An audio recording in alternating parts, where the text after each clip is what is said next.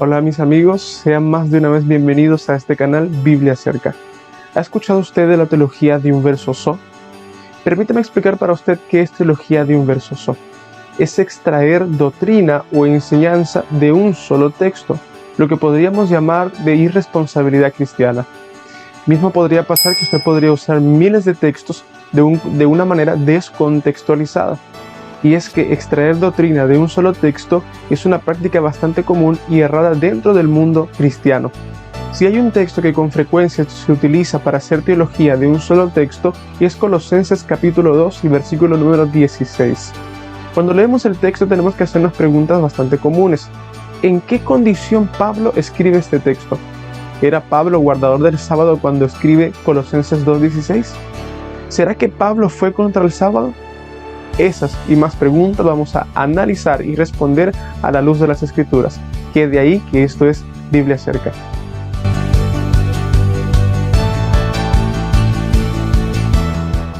Primero que todas las cosas tenemos que dirigirnos al texto. Vamos a leer. Colosenses capítulo 2, el versículo número 16 dice: Por tanto, nadie os juzgue en comida o en bebida, o en cuanto a días de fiesta, luna nueva o días de reposo. Muchos cristianos sinceros suelen pensar y enseñar que este texto muestra la abolición del sábado y que Pablo fue contra las enseñanzas de guardar el sábado. Ahora, extraer esta conclusión de este solo texto es completamente una equivocación. Primero tenemos que analizar el contexto en el cual lo escribe el apóstol Pablo. ¿Pablo era guardador del sábado cuando escribe esto? Hoy le quiero demostrar a la luz de las Escrituras de que Pablo era guardador del sábado cuando escribe este texto y que cuando dice días de reposo no se está refiriendo al Shabbat o el sábado en sí como día de guarda, ni tampoco está dando un mandamiento contra Moisés y contra las mismas enseñanzas de Jesús. Vamos a leer la Biblia. En el libro de Hechos capítulo número 16, en el versículo 13, dice: Un sábado salimos fuera de la puerta donde solía hacerse la oración. Nos sentamos y hablamos a las mujeres que se habían reunido. Note algunas cosas interesantes en este texto. Mismo que Pablo está en un territorio donde no hay sinagoga, no pierde la costumbre de congregarse y adorar en el día sábado, de estudiar las Escrituras en el día de reposo. Así que lo que Pablo hace es que se reúna y forma su propia sinagoga. Note también que Pablo no hace esto para agradar a los judíos, pues no era esa su intención, sino sencillamente hacer conforme a su hábito y enseñanza. Imagine usted que Pablo guarda el sábado y cuando los cristianos van para él y preguntan si deben guardar el sábado, y él contesta que no. Dice: no es necesario que ustedes guarden eso, yo lo hago, pero ustedes no tienen que hacerlo. Una enseñanza como esa o pensar algo como eso es completamente equivocado, pues Pablo no podría enseñar una cosa y hacer otra completamente distinta. Es por eso que con este texto damos a relucir que Pablo era guardador del sábado cuando escribe Colosenses capítulo 2 y versículo número 16. Para explicar Colosenses capítulo 2 y versículo 16 existen muchas interpretaciones y muchas doctrinas, pero una de ellas enseña que cuando usa la expresión días de reposo también se está refiriendo a las fiestas que guardaba el pueblo de Israel en aquellos tiempos. Y esta es una interpretación que no podemos pasar por alto. Pero mismo así, lo ideal sería hacer un paralelismo con Oseas capítulo 2 y versículo número 11. Haciendo el paralelismo con estos dos textos, nos damos cuenta de lo siguiente. Leemos el versículo 11 del capítulo 2 de Oseas. Haré cesar de todo su gozo, sus fiestas, sus nuevas lunas y sus días de reposo, y todas sus festividades. Según el texto nos sugiere que fiestas se refiere a días de reposo o a sábados.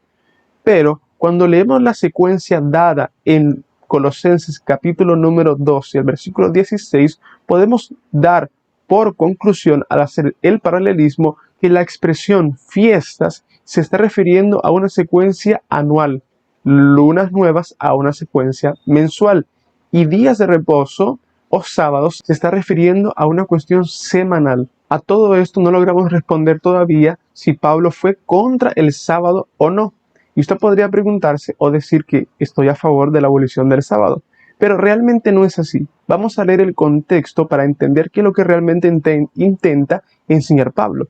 En el versículo 18 al 19 del mismo capítulo 2, Pablo dice: nadie os prive de vuestro premio, afectando humildad y culto a los ángeles, entreteniéndose en lo que no ha visto, vanamente hinchándose por su propia mente carnal, y no haciéndose de la cabeza, en virtud de quien todo el cuerpo, nutriéndose y uniéndose por las coyunturas y ligamentos, crece con el entendimiento que da Dios. Un texto sin su contexto es solamente un pretexto. Note en el contexto del capítulo número 2 que la primera herejía contra la que Pablo está hablando en el versículo 16 está en el versículo número 18 y 19. Y esa herejía y ese error se encontraba en la adoración de ángeles. La iglesia de Colosos o los colosenses habían llegado a aceptar vanas filosofías que los habían llevado a adorar ángeles. Y su culto de adoración no era a favor de Dios, era a favor de ángeles, imágenes, era una cuestión de idolatría.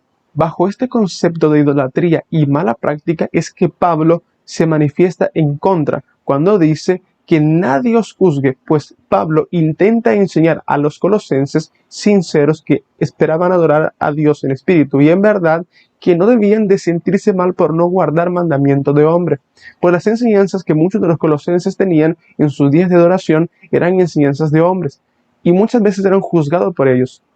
Así que Pablo en el versículo 16 del capítulo 2 dice: nadie os juzgue, es decir, no se sientan mal por no obedecer mandamiento de hombre, pero sí deben obedecer mandamiento de Dios.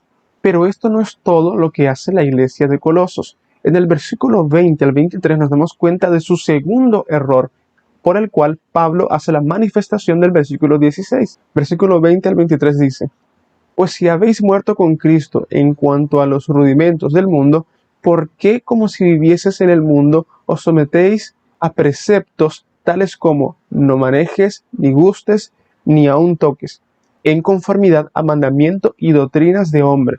Cosas que todas se destruyen con el uso. Tales cosas tienen a la verdad cierta reputación de sabiduría en culto voluntario, en humildad y en duro trato del cuerpo, pero no tienen valor algunos contra los apetitos de la carne.